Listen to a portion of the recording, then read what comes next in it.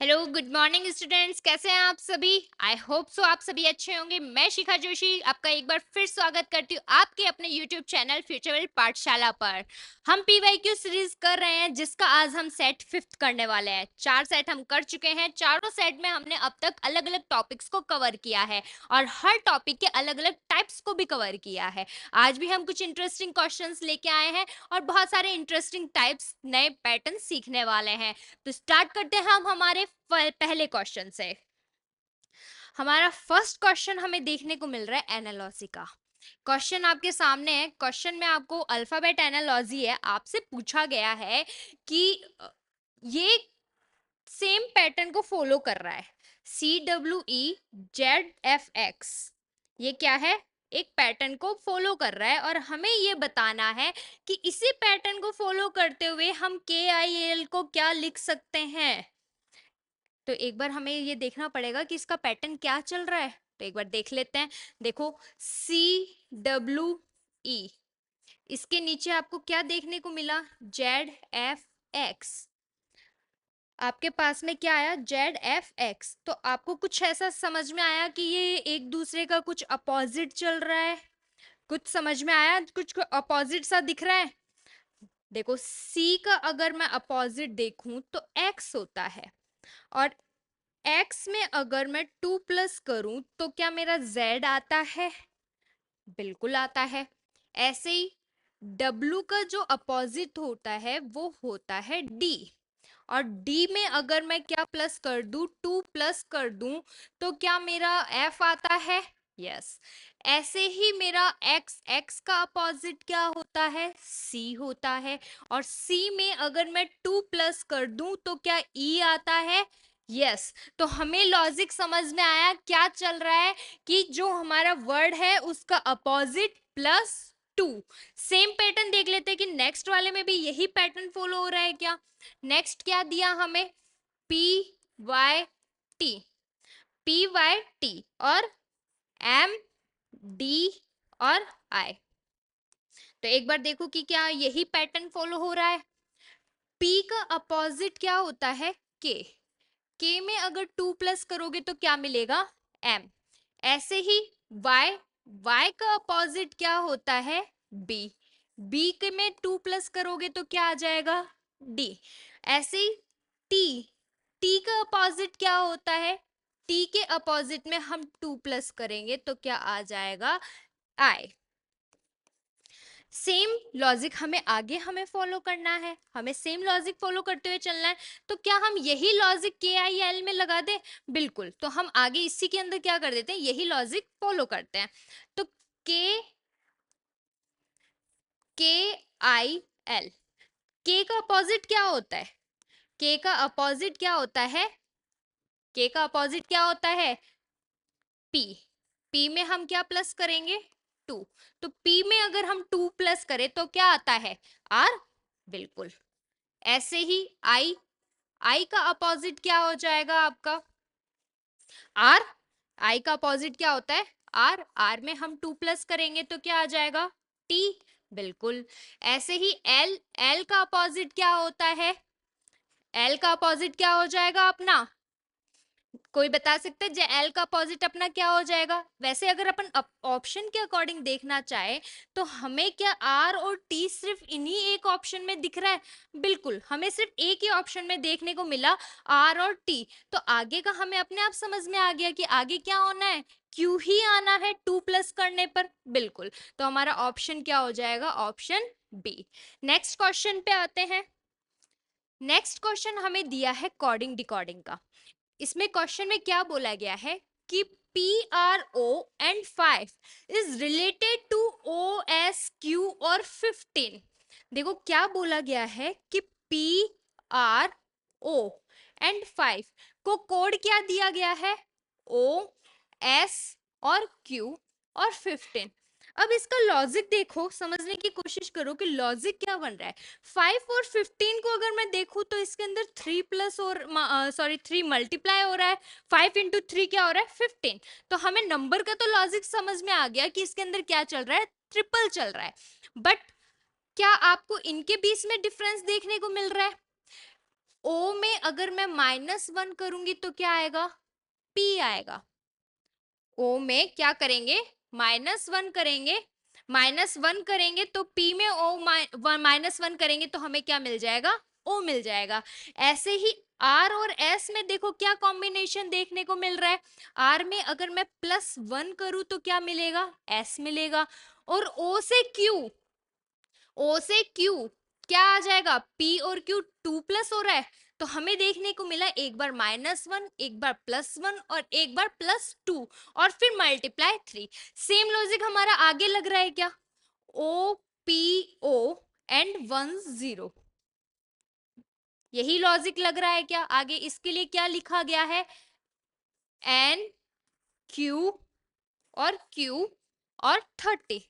देखो 10 और 30 को तो हमें पता चल गया कि 10 को 3 से मल्टीप्लाई करेंगे क्या आ जाएगा 30। और सेम लॉजिक अगर हम फॉलो करें तो O में 1 माइनस करोगे तो क्या आएगा, N आएगा बिल्कुल। P में +1 करोगे तो क्या आएगा, Q आएगा। और O में +2 करोगे तो क्या आएगा, Q आएगा। ये सेम लॉजिक हमारा फॉलो हुआ। तो यही पैटर्न फॉलो करते हुए हमें अब क्या देखना है, MAC और 9। देखो अब हमें इसका आंसर दे दिया, उसने क्या पूछा, which of the following is related to, कि कौन इसको फॉलो करता है, इससे रिलेटेड कौन है। इसका मतलब हमें क्या दे दिया, ऑलरेडी कॉर्ड दे दिया है, हमें उसका क्वेश्चन बनाना है। देखो MAC 9, आप ये बताओ कि 9 को किससे मल्टीप्लाई, 3 से मल्टीप्लाई किया तब 9 आया। तो ये बताओ कि कितने से मल्टीप्लाई करने पे 9 आता है, 3 से। 3 को 3 से मल्टीप्लाई करोगे तब क्या आएगा, 9 आएगा। अब यहाँ क्या हुआ था, किसी एक अल्फाबेट में से 1 माइनस करने पर हमें क्या मिला था, M मिला था, M मिला था। यानी हमें अब क्या करना पड़ेगा, प्लस करना पड़ेगा, प्लस करना पड़ेगा तो ऊपर क्या आ जाएगा, N आ जाएगा, +1 हुआ। यहाँ पे हमारा +1 हो रहा है, यानी ऊपर कोई डिजिट में हमने 1 प्लस किया तब हमें क्या मिला, A मिला। यानी एक माइनस करेंगे कितना आ जाएगा, Z आ जाएगा बिल्कुल। ऐसे ही C, कि हमने किसी अल्फाबेट में 2 प्लस किया तो क्या मिला, हमें C मिला। तो 2 माइनस करेंगे C में से तो क्या हो जाएगा, A। तो हमें हमारा कोड क्या मिला, NZA और 3, ये हमें कहाँ देखने को मिला, ऑप्शन A में। तो हमारा करेक्ट ऑप्शन क्या हो गया, A। नेक्स्ट आगे आते हैं। आगे हमें एक मिसिंग सीरीज हमें देखने को मिल रही है। मिसिंग सीरीज का क्वेश्चन देखो, हमें ये सीरीज में 30 से 20 कुछ माइनस हो गया, फिर 20 से हमें सीधा 60 देखने को मिला, और 60 से फिर हमें 140 देखने को मिला। मतलब कम हमें सिर्फ एक बार देखने को मिला, उसके बाद हमारा कंटिन्यू क्या हो रहा है, वो बढ़ रहा है। ऐसी कंडीशन कब होती है, ऐसी कंडीशन कब आती है, बता सकते हैं कि ऐसी कंडीशन कब आती है। देखो जब हम क्या करते हैं, पॉइंटों में मल्टीप्लाई करते हुए चलते हैं, क्या होता है हमारा, पॉइंट्स में मल्टीप्लाई होते हुए चलता है। जैसे 30 है, 30 में मैं क्या मल्टीप्लाई करूं कि मुझे 20 मिल जाए, 30 में मैं क्या मल्टीप्लाई करूं कि मुझे क्या मिल जाए, 20 मिल जाए। मुझे ये x फाइंड करना है तो मैं क्या 20 में से 30 को माइनस कर सकती हूँ। यानी मेरे को किसी डिजिट का मैंने x निकालने के लिए मैंने क्या किया था, इसको 2/3 किया है। क्या किया है, किसी का 2/3 निकाला है। एक बार इसमें देख लो, 60 और 40 में क्या लग रहा है, 60 क्या है, डबल मल्टीप्लाई 2, 2.5 है। 60 को मैंने क्या किया है, 2.5 से मल्टीप्लाई किया, यानी वो कितना मिला मुझे, 140 मिला। सेम यही चीज हमारी इधर लॉजिक चलेगी कि यही हमारा क्या हो रहा है, पीछे चल रहा है। तो एक बार अगर यहाँ 2.5 है तो डेफिनेटली मैंने किसी को 60 लाने के लिए मैंने किसी डिजिट को क्या किया है, 2 से मल्टीप्लाई किया है। और 2 से मल्टीप्लाई कब करने पर 60 कब आता है, जब यहाँ पे क्या होगा, 30 होगा। तो एक बार देखना, अगर मैं यहाँ पे इसको 30 लिख दूं, क्या मेरा आंसर बन जाएगा क्या। एक बार इसको एक बार हम रिपीट कर लेते हैं। देखो हमने क्या किया, यहाँ पे हमने बोला कि 20, 30, 30 टू 60, 60 टू 40। अब हमारा लॉजिक देखना, 20 से 30, 20 से 30 कब जा रहा है, 20 से 30, यानी बीच में क्या हो रहा है, 1.5 हो रहा है, 1.5 हो रहा है। ऐसे ही आगे 30 से 60 का क्या हो रहा है, इंटू 2 हो रहा है, और 2 से क्या हो रहा है, 60 से 140, यानी 2.5 मल्टीप्लाई हो रहा है। यहाँ पे कितना मल्टीप्लाई हुआ, 2.5, यहाँ कितना 2, यहाँ पे 1.5, एंड आगे हमारा क्या चलेगा, ऐसे ही क्रम चलेगा। देन हमारा ये आंसर क्या आया, 30, ऑप्शन हो गया हमारा ए। आगे आते हैं नेक्स्ट क्वेश्चन पे। नेक्स्ट क्वेश्चन भी हमारी क्या है, मिसिंग नंबर सीरीज ही है, बस ये क्या दे दी हमें, ड्राइंग में दे दी है। अब क्वेश्चन में देखना कि ये एक पैटर्न को फॉलो करते हुए एक मिसिंग नंबर सीरीज बन रही है। आपको एक 18 देखने को मिला और 18 से बहुत छोटे नंबर देखने को मिल रहे हैं, तो या तो ये प्लस हो सकते हैं, या ये मल्टीप्लाई हो सकते हैं, या इनके स्क्वायर्स हो सकते हैं। देखो, पर मेरे को 18 दिख रहा है, तो 18 के लिए मैं क्या इन दोनों को प्लस कर दूं, मुझे 9 मिलेगा, और 9 का डबल क्या होता है, 18 होता है। बिल्कुल, मेरा 18 तो आ गया। मैं इसको बना के देखती हूँ, 2 और 9 प्लस किया, कितना हुआ, 11, 11 का डबल करूंगी तो भी मुझे क्या मिलेगा, 22। लॉजिक समझ में आया हमें। सेम हमें यहाँ करना है, 5 4 3 कितना हो जाता है हमारा, 8, 8 को क्या कर देंगे, डबल, तो हमें यहाँ क्या मिल गया, 16। 16 कहाँ है हमारा, ऑप्शन सी में। देन हमारा करेक्ट आंसर क्या हो गया, ऑप्शन सी। नेक्स्ट आगे चलें। आगे हमें दे दिया है सिलोग्ज्म का question. Some stones are cubes, कि कुछ स्टोन्स क्या है, क्यूब्स हैं। क्वेश्चन देखो कि कुछ स्टोन्स क्या है, क्यूब्स है। सारे स्टोन्स क्यूब नहीं है, स्टोन्स का कुछ पार्ट ही क्या है, क्यूब है। फिर बोल दिया no cube is a glass, कि कोई भी क्यूब ग्लास नहीं है, कोई भी क्यूब ग्लास नहीं है। और फिर आपको क्या बोला गया, ऑल बैट्स आर क्यूब, कि जितने भी बैट्स हैं वो सभी क्या है, क्यूब्स हैं। यानी ये बैट का पार्ट क्या बन गया, सारे क्यूब बन गए।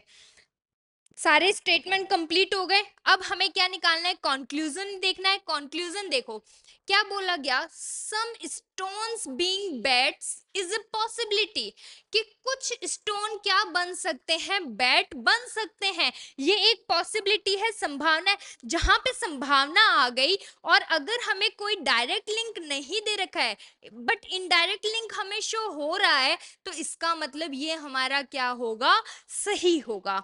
Next, no bat is a glass, कि कोई भी बैट ग्लास नहीं है, कोई भी बैट ग्लास नहीं है, तो ये भी हमारा सही है। कि कोई, जब हमें यही बोल दिया कि कोई भी क्यूब ग्लास नहीं हो सकता, तो डेफिनेटली कोई भी बैट भी क्या नहीं हो सकता, ग्लास नहीं हो सकता। ऐसे ही third, all cubes are best bats, कि सारे क्यूब क्या है, बैट्स है, नहीं, क्या है, कुछ क्यूब्स क्या है, बैट्स है, पर सारे क्यूब्स बैट्स नहीं हो सकते, तो ये हमारा क्या हो गया, गलत हो गया। फिर no stone is a glass, कि कोई भी स्टोन ग्लास नहीं है, कोई भी स्टोन ग्लास नहीं है। यहाँ पे हमें कोई भी डायरेक्ट लिंक शो नहीं हो रहा है, कोई भी डायरेक्ट लिंक हमें शो नहीं हो रहा है, तो हम इसको सही नहीं बोलेंगे। तो ये भी हमारा क्या हो गया, गलत हो गया। क्योंकि डायरेक्ट लिंक शो नहीं हो रहा, दैट मीन्स ये हो भी सकता है और ना भी हो, तो इस कंडीशन में हम इसको क्लियर सही नहीं मान सकते। तो हमें क्या देखने को मिला कि हमारा फर्स्ट वाला सही था, और सेकंड वाला कहाँ ऑप्शन में देखने को मिल रहा है, ऑप्शन सी में, कि कंक्लूजन 1 एंड 2 दोनों क्या कर रहे हैं, इसको फॉलो कर रहे हैं, तो हमारा option C is a correct answer. Next आगे आते हैं। आगे हमें एक ब्लड रिलेशन का क्वेश्चन दिया है। देखो एसएससी में ये इस टाइप के क्वेश्चन बहुत ज़्यादा पूछे जाते हैं, जिसमें क्या किया जाता है, किसी तस्वीर की तरफ इशारा करके या किसी पुरुष महिला की तरफ इशारा करके क्या किया जाता है, एक सेंटेंस आपको दे दिया जाता है। ये वही क्वेश्चन है, आपको हम देख लेते हैं एक बार।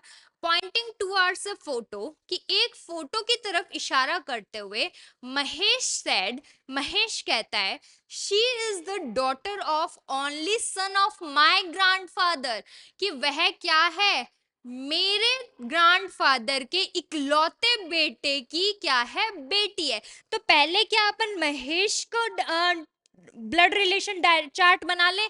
देखो उसने क्या बोला, महेश ने बोला कि मेरे दादाजी, महेश ने क्या बोला, मेरे दादाजी के इकलौते बेटे, ये महेश के क्या हो गए, ग्रैंडफादर। उनके इकलौते बेटे, अब इकलौते बेटे का मतलब जो उस एक ही बेटा है उनके, तो डेफिनेटली महेश के फादर भी कौन हुए, वही हुए। तो हमारा महेश का चार्ट बन गया, महेश के फादर और उसके ग्रैंडफादर।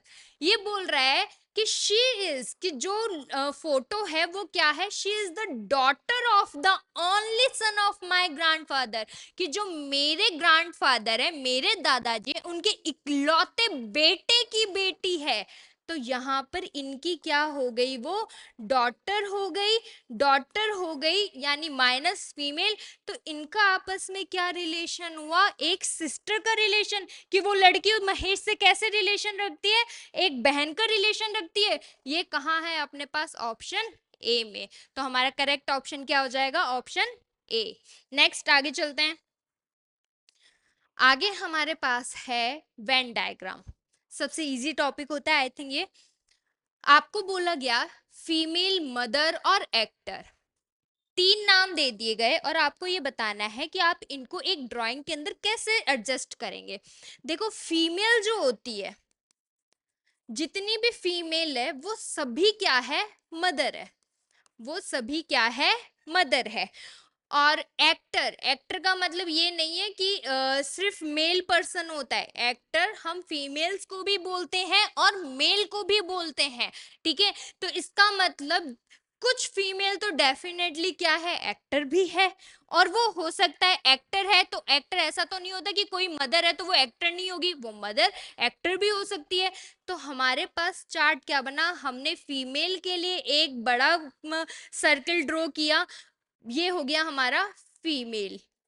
फीमेल के अंदर सारी की सारी क्या आ गई, मदर आ गई, सारी की सारी क्या आ गई, मदर्स आ गई, ठीक है। एंड एक्टर के लिए क्या बोला, एक्टर के लिए वो मदर भी हो सकती है, वो फीमेल भी हो सकती है और वो मेल भी हो सकते हैं। तो ऐसी कंडीशन में हमारा ड्राइंग क्या बनेगा, ये कि आधा पार्ट हमने उसको फीमेल और मदर में ले लिया और बाकी आधा पार्ट हमने मेल के लिए छोड़ दिया, ये हो गया हमारा एक्टर। ये आपको कहाँ देखने को मिल रहा है, ऑप्शन डी में। तो option D is our correct answer, ठीक है। नेक्स्ट आगे चलते हैं, आगे आओ। आगे हमें देखने को मिल रहा है cube dice, 6 words, eat, cry, play, sleep, run and bath are written on different faces on a dice, कि एक डाइस पे ये 6 के 6 नाम हमें अलग अलग फेस पे लिखे हुए हैं। 3 position of this dice are show in the figure, कि हमें 3 पोजिशन इस डाइस की दी हुई है। Find the word on the face opposite to eat, कि हमें क्या बताना है, ईट के अपोजिट वर्ड में बताना है कि क्या आएगा। अच्छा एक बात देखो, अगर हम सिर्फ सेकंड और थर्ड को डाइस को देखें तो यहाँ पे हमारा प्ले और स्लिप क्या कर रहा है, सेम शो कर रहा है, सेम है। दैट मीन्स डिफरेंट क्या है, ओनली रन, ईट और रन, ये दो ही डिफरेंट है। और मैंने आपको एक चीज बताई है कि कभी भी दो डाइस के अंदर जो सेम है वो एक दूसरे के अपोजिट नहीं हो सकते हैं, वो एक दूसरे के क्या नहीं हो सकते, अपोजिट नहीं हो सकते हैं। दैट मीन्स यहाँ पे ईट का अपोजिट क्या हो जाएगा, रन। हमें आगे कुछ देखने की जरूरत ही नहीं है, option D is our correct answer. Next आगे चलते हैं। आगे हमें एक सीटिंग अरेंजमेंट का क्वेश्चन दे दिया है। देखो उसमें क्या बोला गया है, 6 boys A B C D E and F seat around a circular table facing towards the centre, कि 6 लड़के हैं जो एक क्या कर रहे हैं, सर्कुलर टेबल पे सेंटर की तरफ फेस करके बैठे हैं। 2 बॉयज, हम एक क्या बना लेते हैं, एक टेबल ड्रॉ कर लेते हैं।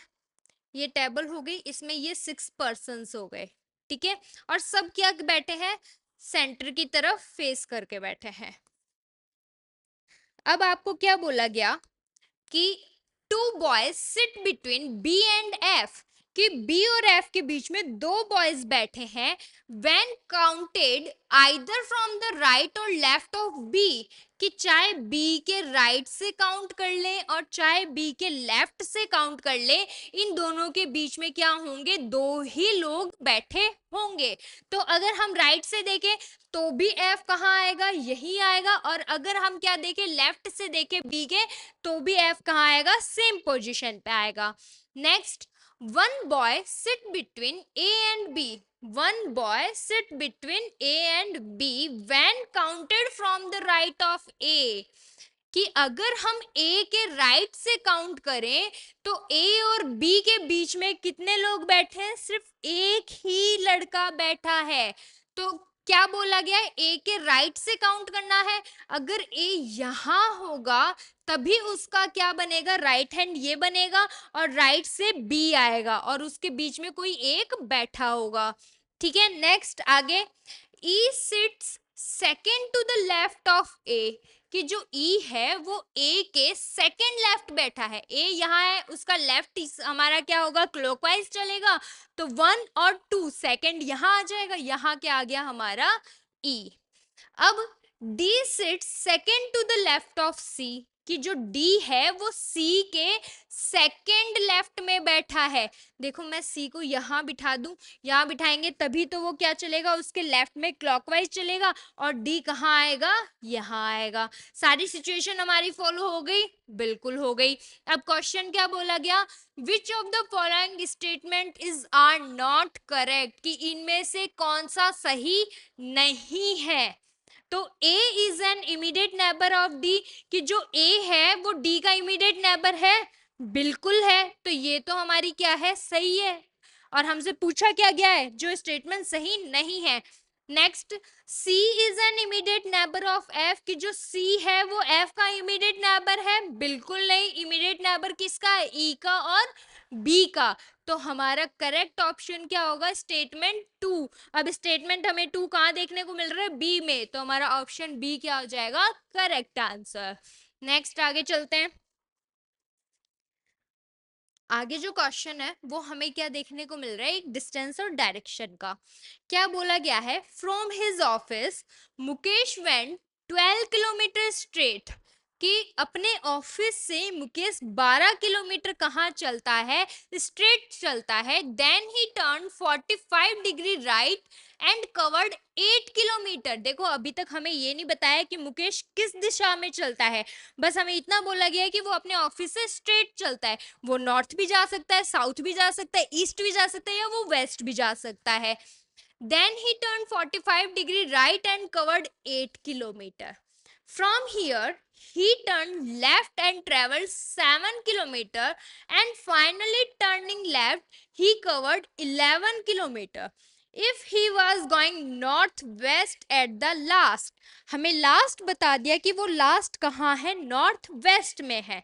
देखो नॉर्थ वेस्ट हमारा कहाँ आता है, ये हमारी डायरेक्शन सीट होती है, जिसमें ये 4 हमारे पास क्या हो गई, मेन डायरेक्शन, और 4 ही हमारे पास क्या होती है, सब डायरेक्शंस, बिल्कुल, जिसमें ये हमारा क्या है, नॉर्थ है, ये क्या है हमारा, साउथ है, ये हमारा ईस्ट है, और ये वेस्ट। और अदर जो 4 सब डायरेक्शंस है वो देखो, ये नॉर्थ वेस्ट हो गई, ये नॉर्थ ईस्ट हो गई, ये साउथ ईस्ट, और ये साउथ वेस्ट। अब क्वेश्चन में हमें बोला क्या कि लास्ट में वो कहाँ है, नॉर्थ वेस्ट में है, वो यहाँ है। ठीक है, वो नॉर्थ वेस्ट में है। देखो उसने कितने डिग्री का टर्न लिया, हम इसको हमें क्या पूछा है, लास्ट में डायरेक्शन ही पूछी है ना, हमें इससे डिस्टेंस नहीं पूछी है, तो हम इसको एंगल के अकॉर्डिंग ही करते हैं। देखो उसने क्या लिया है, एक तो 45 डिग्री राइट टर्न लिया है, और बाकी उसने क्या किए हैं, 90 डिग्री के टर्न लिए हैं। पूरे लेफ्ट में 90 डिग्री के क्या लिए हैं, टर्न लिए हैं। तो एक बात बताओ, लेफ्ट के उसने दो 90 डिग्री टर्न लिए, यानी वो टोटल लेफ्ट कितना जाती है, 180 डिग्री जाती है, बिल्कुल। और वो राइट में कहा कितने जा रही है, 45। राइट में कितना डिग्री जा रही है, 45 डिग्री। तो अगर हम इसकी सिचुएशन देखें तो 180 माइनस 45, क्या आपको 135 डिग्री मिल रहा है? यस और ये कहाँ होगा? 135 डिग्री लेफ्ट में होगा। 135 डिग्री कहाँ होगा? लेफ्ट में होगा। मतलब वो नॉर्थ वेस्ट आने के लिए वो 35 डिग्री उसने क्या किया है? अपना लेफ्ट टर्न लिया है। मतलब वो ईस्ट में थी तब वो 45 45 और 45 यानी टोटल 135 डिग्री क्या कर रही है? अपना लेफ्ट टर्न ले रही है। ठीक है, तब जाकर के वो कहाँ पहुंची है? नॉर्थ वेस्ट में पहुंची है। और हमसे यही पूछा गया है कि ही स्टार्ट फ्रॉम हिज ऑफिस, कि उसका ऑफिस कहाँ था, किस दिशा में था। तो हम बता सकते हैं कि जहां से उसने स्टार्ट किया है वहीं उसका क्या होगा? ऑफिस होगा। उसने ऑफिस कहाँ से स्टार्ट किया है? ईस्ट से, तो उसका ऑफिस कहाँ है? ईस्ट डायरेक्शन में। देन हमारा ऑप्शन डी क्या हो गया? Correct answer. नेक्स्ट आगे चलते हैं। आगे हमें एक क्वेश्चन दे दिया गया है मैथमेटिकल ऑपरेशन का। देखो क्या बोला गया है कि कुछ चेंजेस करने हैं। Which two number should be interchanged, कि जो हमें ऑप्शन दे रखे हैं उन ऑप्शन में से हम किन दो नंबर्स को आपस में इंटरचेंज कर दें ताकि हमें क्या मिल जाए? ये 106 मिले। ठीक है, तो हम एक एक ऑप्शन को क्या करते हैं? अप्लाई करके देख लेते हैं। एक बार ऑप्शन ए से, ऑप्शन ए से देखो हमारी इक्वेशन क्या है? 74 माइनस 52 क्या दे रखा है? 14 को 52 बना देना और 52 को 14, यानी 52 की जगह क्या आ जाएगा? 14 आ जाएगा। बिल्कुल। प्लस 39 डिवाइड 13 इंटू 16 प्लस अब 42, 14 की जगह क्या आ जाएगा? 52 डिवाइड 2। अब इसको सॉल्व करके देखो क्या आपका 106 मिल रहा है। तो सबसे पहले हम क्या करेंगे? अकॉर्डिंग टू बॉडमास रूल हम पहले ब्रैकेट को सॉल्व करेंगे। बिल्कुल। तो 74 माइनस 14 प्लस 39 में 13 का डिवाइड करोगे 3 टाइम इंटू 16 प्लस ये कितनी बार चला जाएगा? 26 टाइम। अब इसको सॉल्व करो। इसमें क्या हम पहले सॉल्व करेंगे? मल्टीप्लाई। तो 74 माइनस 14 प्लस कितना हो जाएगा? 48 प्लस 26। देखो हमारे पास 3 डिजिट क्या है? प्लस की है, और एक सिंगल डिजिट क्या है हमारे पास? माइनस की, जो भी क्या है? बहुत छोटी है। और हमें नंबर भी क्या चाहिए? सिर्फ 106 चाहिए। तो आपको ये लग रहा है कि इसको प्लस और माइनस करने के बाद हमें 106 मिलेगा? बिल्कुल नहीं। तो हम ये तो हमारा डेफिनेटली नहीं होगा। ऐसे ही हम नेक्स्ट को देखते हैं। देखो 74 माइनस, अब हमें क्या करना है? 52 को 39 में और 39 को किस में चेंज कर देना है? 52 में। तो 52 को हम किस में चेंज कर रहे हैं? 39 में। प्लस 39 की जगह क्या आ जाएगा? 52। आगे इंटू 16 प्लस 14 डिवाइड 2। अब इसको सॉल्व करो। देखो वही बोर्ड मास रूल के अकॉर्डिंग हमें पहले क्या करना है? ब्रैकेट को सॉल्व करना है। बिल्कुल। तो 74 माइनस 39 प्लस 52 में 13 का डिवाइड करोगे कितनी बार चला जाएगा? 4 टाइम्स। 4 इंटू 16 प्लस 14 में 2 का डिवाइड करोगे कितनी बार चला जाएगा? 7 टाइम्स। बिल्कुल। अब हम इनको मल्टीप्लाई करते हैं। 74 माइनस 39 प्लस 64 प्लस 7, और 74 में से 39 को क्या कर दो? माइनस कर दो। कितना आ जाएगा ये? 5 और कितना हो जाएगा? 35। 35 प्लस 64 प्लस 7, 5 और 4 9, 9 और 7 कितना हो गया? 16। ऐसे ही 6 और 4 कितना हो गया? 10। 106 मिल गया हमें आंसर। आगे हमें चेक करने की जरूरत ही नहीं है, हमें ऑप्शन बी में ही हमारा आंसर मिल गया। देन करेक्ट आंसर हमारा क्या हो जाएगा? Option B. नेक्स्ट आगे चलते हैं। आगे क्वेश्चन में आपको क्या बोला गया है कि select the options that indicates the correct arrangement of given words in a logical and meaningful order. ये क्या है? हमारा अल्फाबेट टेस्ट का क्वेश्चन है कि हमें क्या करना है? हमें 5 नाम दिए गए हैं और इनको हमें एक मीनिंगफुल ऑर्डर में क्या करना है? जचाना है, अरेंज करना है। तो देखो हमें नाम क्या दिए गए हैं? हाउस, वॉल, क्ले, ब्रिक्स और रूम। हाउस का मतलब क्या होता है? घर। वॉल का मतलब क्या होता है? दीवार। क्ले का मतलब क्या होता है? मिट्टी। ब्रिक्स का मतलब क्या होता है? ईंट। और रूम का मतलब क्या होता है? कमरा।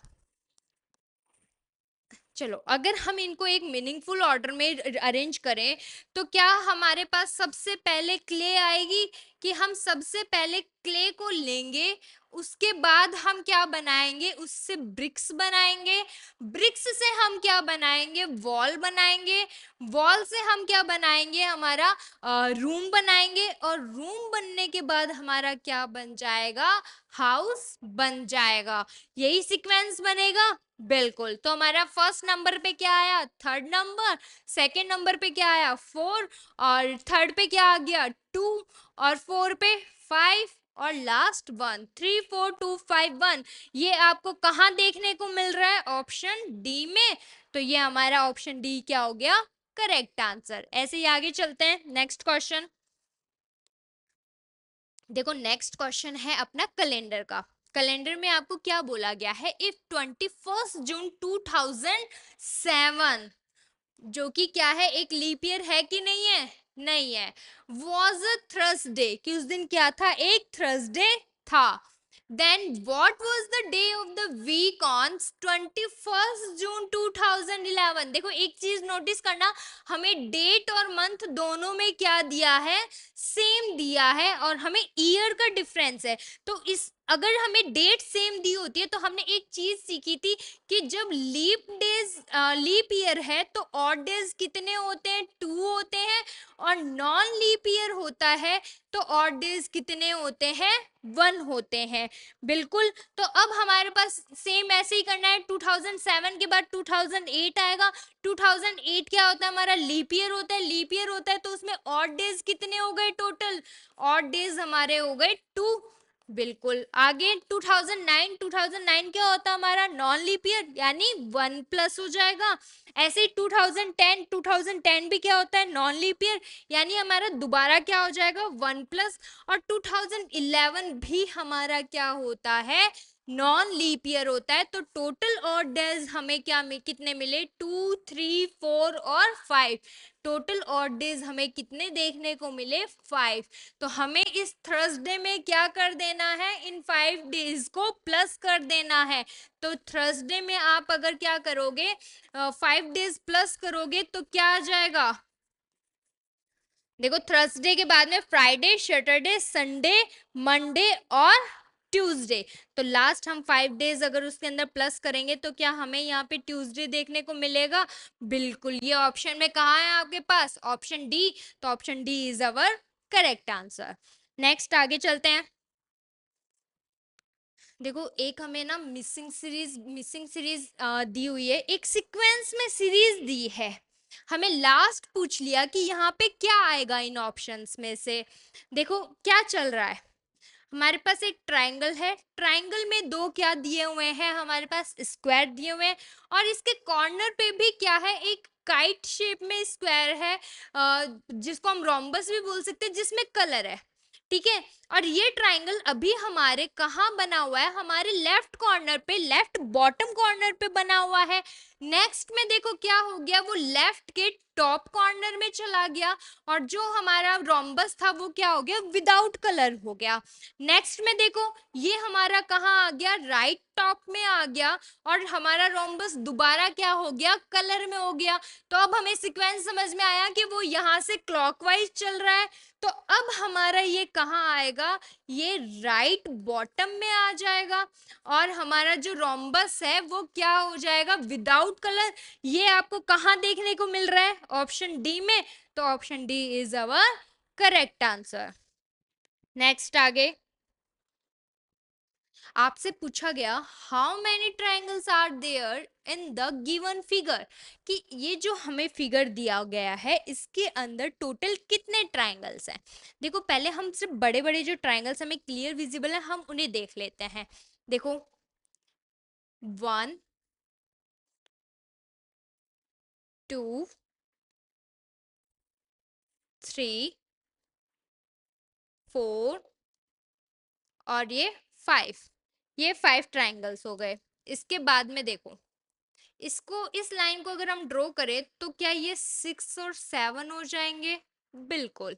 ऐसे ही हम आगे देखें इसके अंदर, तो ये एक लाइन ड्रॉ करने पे एक तो ये बन गया हमारा 8, एक ये लाइन ड्रॉ करने पे 9 और 10, ऐसे ही इसमें ये लाइन ड्रॉ करने पर हमें क्या मिला, एक 11, और ये लाइन ड्रॉ करने पे हमें कितना मिला, 12 और 13।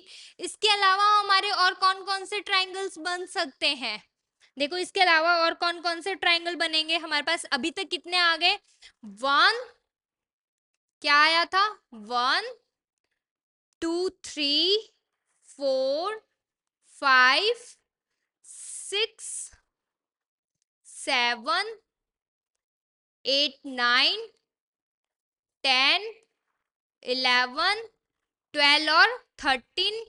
अब इसी को ही थोड़ा सा और लंबा कर दे इस लाइन को, अगर हम इसको ये लाइन और बना दे तो क्या ये एक 14 दिख रहा है, और ये एक क्या बन गया हमारा 15।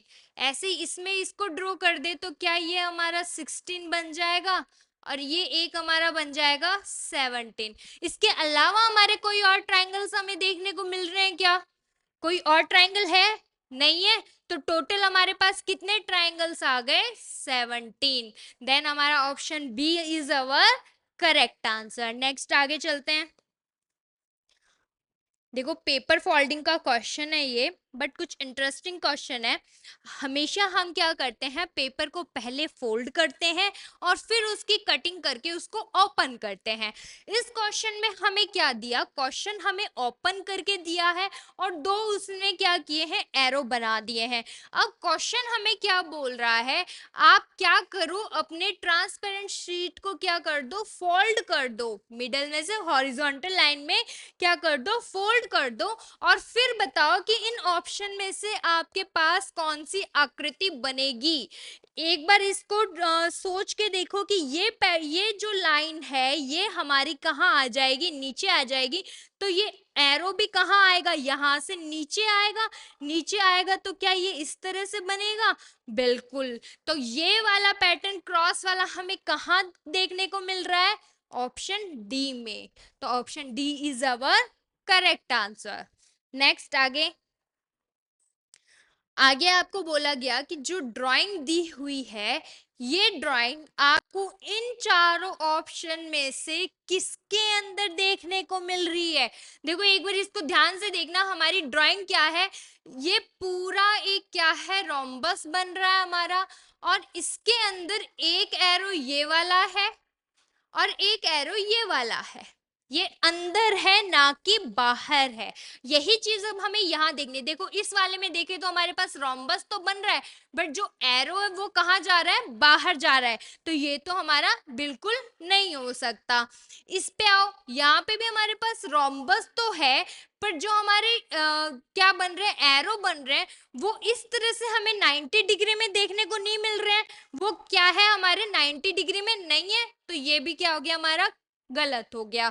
नेक्स्ट में देखो, नेक्स्ट में भी हमें रोम्बस देखने को मिला, बट जो हमारा क्या था, ये एरो का साइन था, ये अपर साइड था, जबकि यहाँ कहाँ है, वो मिड से क्या है, बॉटम साइड में, तो ये भी डेफिनेटली नहीं होगा।